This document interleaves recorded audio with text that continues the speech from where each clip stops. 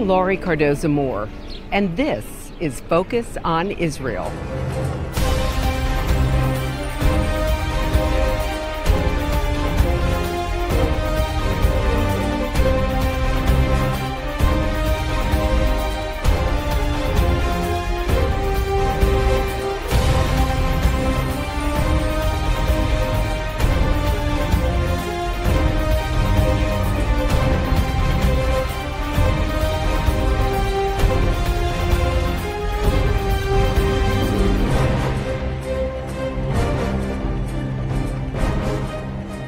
With the rise of anti-Semitism and anti-American forces, how could peace be possible in the Middle East?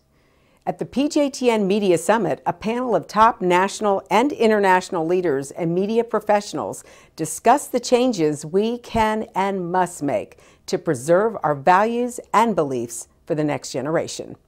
It is imperative that Christians understand the strategies needed to win the media wars in this complex digital age. Hello, I'm Laurie Cardoza-Moore, and thank you for joining me today on Focus on Israel. In 2005, I founded Proclaiming Justice to the Nations to stop the silence, to wake up Christians and people of conscience to the realities of a world bent on destroying Israel and the Jewish people. From the start, PJTN has had a proven track record of fighting for the rights of Israel and the Jewish people. A record of standing firm in the face of overwhelming odds against a world of Jew and Israel hatred. A record of not compromising on the very plan of God. The mission of this series and PJTN is to educate and equip you so that you can gain knowledge that you can share with family and friends. We'll present information you'll not see in the mainstream media. Each year, PJTN hosts several events at the National Religious Broadcasters Convention, the world's largest gathering of Christian broadcast and media professionals. One event that helps inform the Christian broadcasters is our annual PJTN Press Briefing and Media Summit. On our program today, you'll hear from 4 of the 8 experts on the illustrious panel at our event. In the second part of this 2-part series, you'll get to hear our other 4 panelists, so please don't miss our next show. Our first panelist is Dr. Sandra Alfonsi. Dr. Sandra Alfonsi is recognized as an international expert on the propaganda that is presented to America's children in the educational system. She presently serves as a senior fellow of Proclaiming Justice to the Nations. Dr. Alfonsi addresses the topic of medieval Christian anti-Semitism in the Spanish and Portuguese Inquisitions. If we are oblivious to this, we are oblivious to the level of the anti-Semitism as it grows in the United States, the danger from it, because there would have been no Inquisition without the Christian anti-Semitism, which we will go into. But all of the steps, all of the vocabulary, all of the caricatures of what it meant and what it means to be a Jew, what is wrong with us as Jews, how we do not fit into society, all of the imagery, all of the vocabulary, and the stereotypes are from day to day growing, and they are inside of our churches, they are inside of the media. But what I'm saying is, yes, I do believe that that which we saw at the time of the Inquisition, we are seeing it again today. What we see now in the anti-Semitism is not the medieval Christian anti-Semitism, which never went away. It was covered over. It has been made palatable, and now by the combination of the medieval Christian anti-Semitism and Islamist anti-Semitism, there is a free-for-all in Jewish blood. And that is what I see, and I do believe that. What I see in our textbooks, what I've been doing over the past 20 to 25 years on our textbooks, comes to a culmination today, I like to say, inside the textbooks produced by Pearson Publishers. There is a parallel, and what we're looking at as Judaism as a world religion, what we're looking at the falsification of the history of the State of Israel, what we're looking at the elimination of the contributions of the Jewish people to American history. This, what we see in the textbooks, is not a trickle down from the college campus. This started in K through 12, 6th through 12th grade. It started in 1975 with the first billions of dollars put in by Saudi Arabia into our education system here. And this is what you find the result in our textbooks. What we find in the textbooks today, we find actually there is the bias and slant on the Jews. If we study what is going on and we take the word globalization, this started in 1975 slowly with the impact of Saudi Arabian money. And that was to completely rewrite the history, to draw the division between America, the politics, the State Department, and through education to sever the relationship between the United States and the State of Israel. And that has come to pass. But if you remove from education the presence of the Jews, you remove from our education system how the Jews and the Christians in our country have interacted. Yes, over the years there have been anti-Semitism, there's been problems, but the textbooks now have removed, and it isn't that they made a typographical error. They have removed the unification, the unity between the Jews and the Christians. But what the textbooks have done, and it is also part of the ancient, the medieval, the Christian anti-Semitism.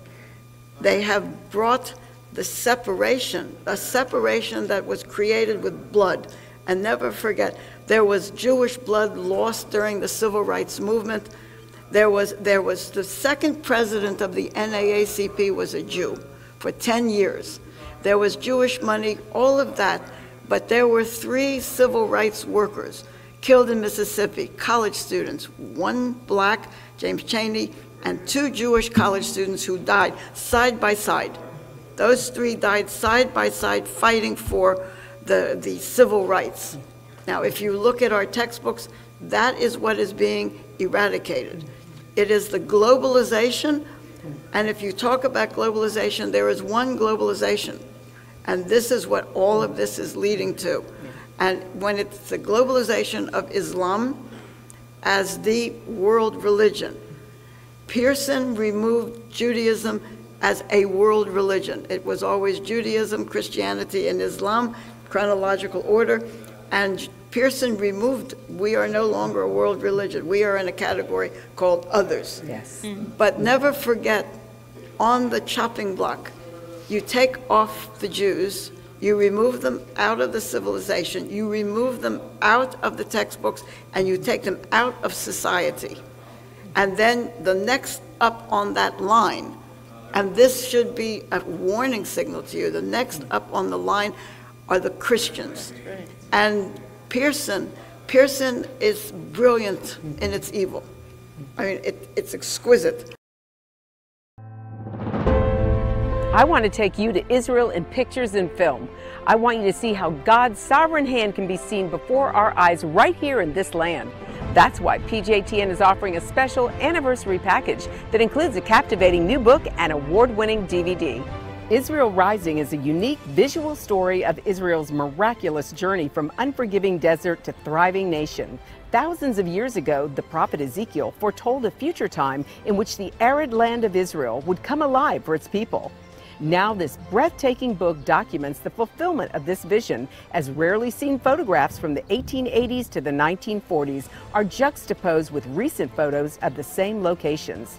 This book will inspire and captivate you as it illuminates Israel's foretold awakening in a new and unforgettable way.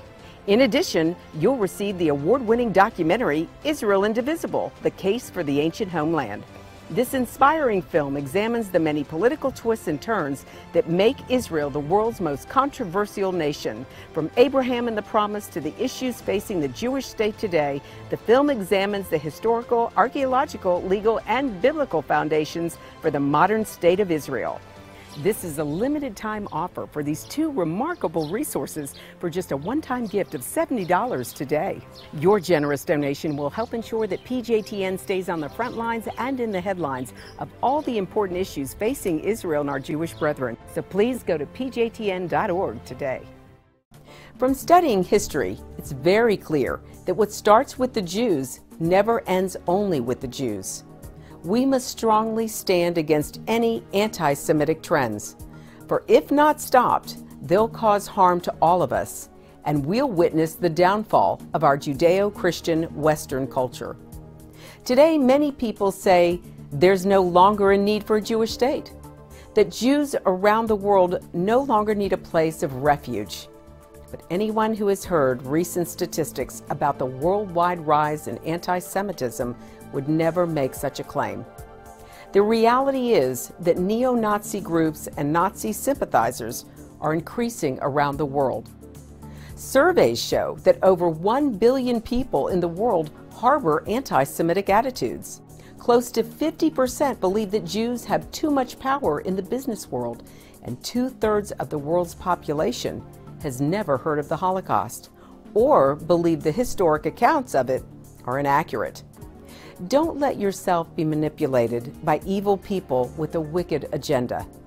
When the self-serving villains are in control, good people from all religions suffer. Muslims, Christians, and all people of conscience should stand proudly and show respect for a country that gives so much to the world in so many ways. Do your part, do your research, and do what you can to make a difference. Because what happens in Israel does affect us all. This is not just a Jewish or just an Israeli problem. This is a problem for all humanity, for each and every one of us who believe in freedom and human rights. Learn more about what you can do at pjtn.org. Our next two speakers include Dr. Andrew Bostom and Dr. Carol Swain. Dr. Andrew Bostom is the author of several highly acclaimed books, including The Legacy of Jihad, Islamic Holy War, and the Fate of Non-Muslims, and The Legacy of Islamic Anti-Semitism, From Sacred Text to Solemn History. Dr. Bostom has had frequent articles posted in such national publications as the New York Times, the American Thinker, National Review Online, and the Washington Times. On our panel, he discussed Islamic anti-Semitism today and its doctrinal and historical roots. Dr. Carol Swain is the Pulitzer Prize-nominated author of The New White Nationalism in America. She is a former university professor in political science and law at Princeton and Vanderbilt universities. She is also nationally known as a political commentator on Fox, ABC Headline News, CNN, BBC Radio, and others. Dr. Swain addressed the classic anti-Semitism in academia and how it is influencing a new generation of violence against Jews today. Islamic law, Sharia, per Quran 929, mandates waging jihad war to submit Jews and Christians to humiliating status of religious discrimination and legal inequality if they do not accept the true faith, i.e. Islam. But Islam also singles the Jews out uniquely for opprobrium, as is evident in the 7th verse of the Quran's first chapter called the Fatiha, or opening, which pious Muslims repeat 17 times daily. This verse refers to those who have incurred Allah's anger, and both the tradition of Islam's prophet Muhammad himself and over 13 centuries of authoritative Quranic commentaries till now maintain this reference is to the Jews. Why have they engendered Allah's anger? Here is a 1940 summary rationale by the great scholar of Islam's anti-Jewish polemic Moshe Perlman from a chapter entitled Jews in the Quran and Traditions. The Jews transgressed Allah's commandments and flouted the prophets and even slew them. That's Quran 381. Therefore, many punishments fell upon them. That's Quran 261. For example, some of them were turned into apes for desecrating the Sabbath. Quran 265, 7166. Quran 560 claims apes and pigs. The believers, Muslims, will find that they, the Jews, are their fiercest enemies. That's Quran 582. Therefore, after they had rejected many friendly overtures, that's Quran 259 and 581, it was decided that they must be fought against, made tributaries, and compelled to pay the poll tax as a mark of their humiliation. Again, Quran 929. In the traditions of Muhammad, they did not shrink from plotting, practicing sorcery, and poisoning, including Muhammad himself, until they were finally crushed and driven out of Arabia. The Jews extended their hatred of the Prophet to all Muslims. They became, in a way, the incarnation of evil.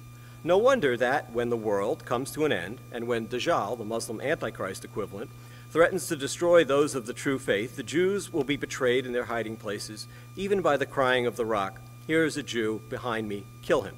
Moshe Perlman described how inflammatory rhetoric, rooted in canonical Islam, including profuse usage of the Quranic epithet ape for Jews, declared, according to the Sirah by Muhammad himself, before he slaughtered the surrendered males of the Medinan Jewish tribe Banu Qurayza, and the notion Jews had breached the Quranic Dhimma pact of submission through their cunning, precipitated the mass slaughter and destruction of the Jewish community in Grenada during a 1066 pogrom by rampaging Muslims.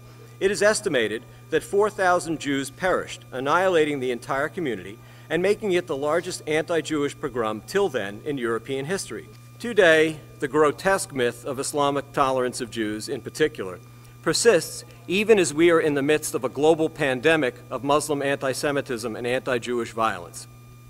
This violent hatred is driven by the same unreformed and unrepentant canonical Islamic themes Perlman described in the 1940s, which date to the advent of Islam, as promulgated now by Islam's most authoritative religious teaching institutions, Sunni and Shiite alike. Analyses from the Anti-Defamation League, published between 2014 to November 21st, 2019, so just this past November, which determined the prevalence, the occurrence of extreme anti-Semitism, that is, agreement with at least 6 out of 11 anti-Semitic stereotypes, have demonstrated all the following. The 16 most anti-Semitic countries in the world are all in the Muslim Middle East, where extreme anti-Semitism has a 74 to 93% prevalence. Extreme anti-Semitism is 50 to 55% prevalent among Western European Muslims, i.e., approximately threefold the rate of Western European Christians or non-Muslims overall.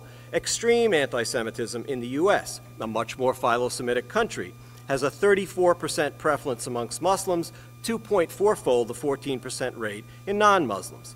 This excess of Muslim Jew hatred is accompanied not only by endless jihad violence against Israeli Jews, so 450 to 500 thwarted attacks per year in 2018 and 2019, additionally thousands of rocket barrages, but 3 to 10-fold increased rates of anti-Jewish violence or violent threats against Western European Jews by Muslims relative to violence from the left or right, and 23 Muslim jihadist attacks against American Jews since 9/11, 16 of which were thwarted, thankfully, but 7 that were completed, resulting in 8 deaths and 8 serious injuries, the most recent being Muslim convert Grafton Thomas's attack on a Muncie, New York synagogue, December 28, 2019, during a Hanukkah candlelighting ceremony. Current Al-Azhar University Grand Imam and Sunni Muslim papal equivalent, Ahmed Al-Tayeb, during an October 2013 interview, reaffirmed authoritatively the canonical Islamic animus which fuels the global orgy of Muslim Jew hatred and violence. Riveting on Quran 582, Al-Tayeb stated brazenly, "A verse in the Quran explains the Muslims' relations with the Jews. See how we suffer today from global Zionism and Judaism." He equates them. "Since the inception of Islam 1400 years ago, we have been suffering from Jewish and Zionist interference." He equates them in Muslim affairs. The Quran, Quran 582, said it, and history has proven it. You shall find the strongest among men in enmity to the believers to be the Jews.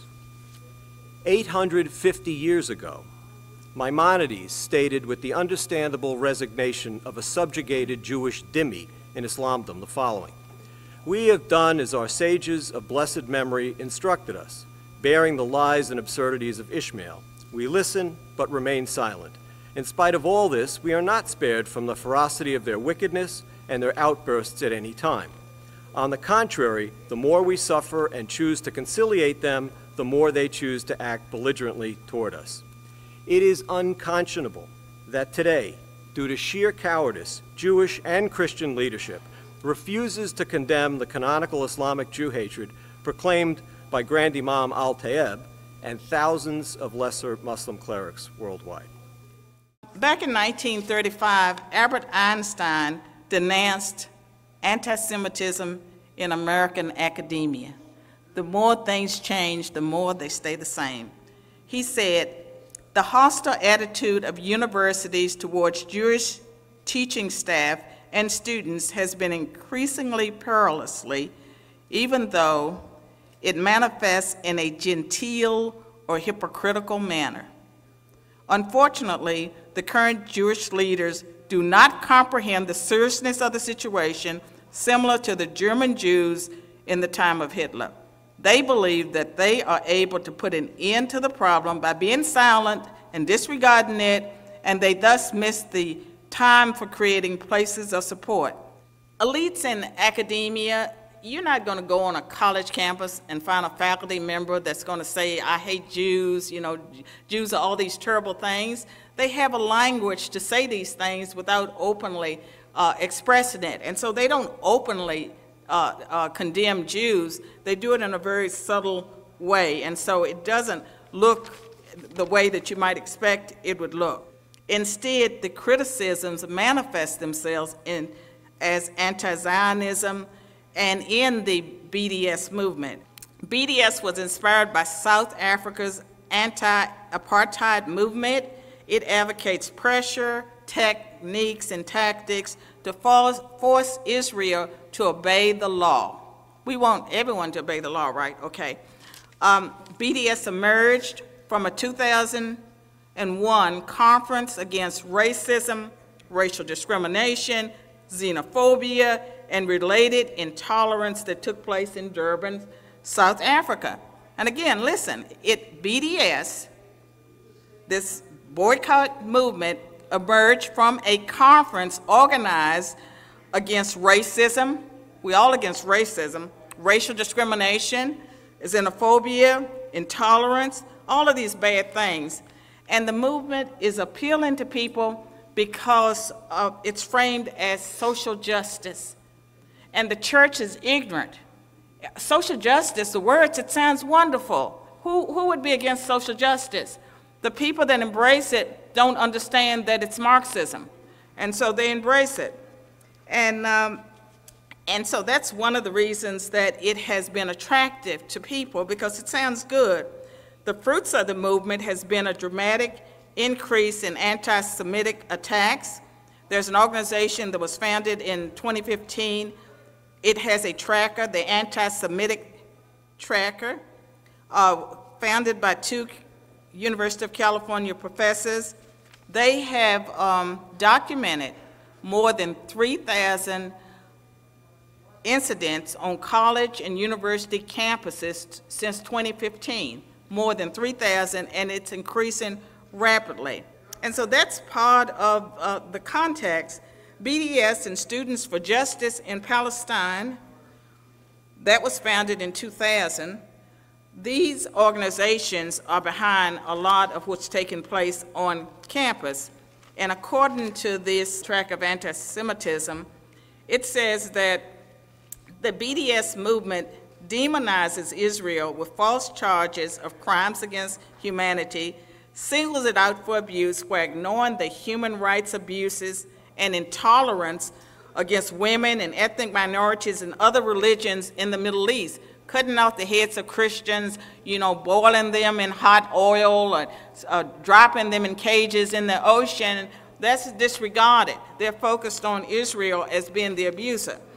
So it's demonic, it's Marxism, it's critical theory, and so under the influence of this kind of hatred and ignorance, widespread ignorance, the same people who condemn Israel and are critical, they are people that they discriminate.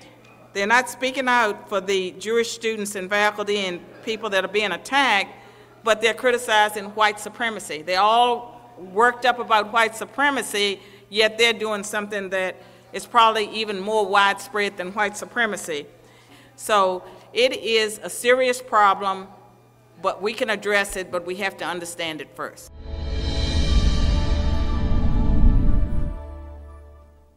Well, that's our program for today, and I want you to know we appreciate your support. The time to take a stand is now. Be a leader in your community and in your church. One person can make a difference. Get involved with and support pro-Israel organizations such as PJTN. Call your senators, congressmen. Let your elected leaders hear from you. Visit our website to learn more. Sign up to receive free action alerts and order our films to share with family and friends. Please encourage everyone you know to tune in and become informed. God bless you, and thank you for all you do on behalf of our Jewish brethren in all Israel. We'll see you next time on Focus on Israel. To support this program, send your tax-deductible gift to Proclaiming Justice to the Nations, P.O. Box 682711, Franklin, Tennessee 37068. You can also support PJTN online. Visit pjtn.org or call 1-877-873-9020. Anti-Semitism has reached epic proportions, and Israel is now surrounded by nations who seek its destruction. For Israel to lose just one battle would mean losing everything. As Christians, it is our biblical responsibility to stand with our Jewish brethren and Israel. PJTN needs your help to reach more Christians with this urgent message. Please visit our website to become a member today and order our award-winning documentaries. You must decide that you won't be silent. Sign up now at pjtn.org. God bless you, and thank you for your support and prayers.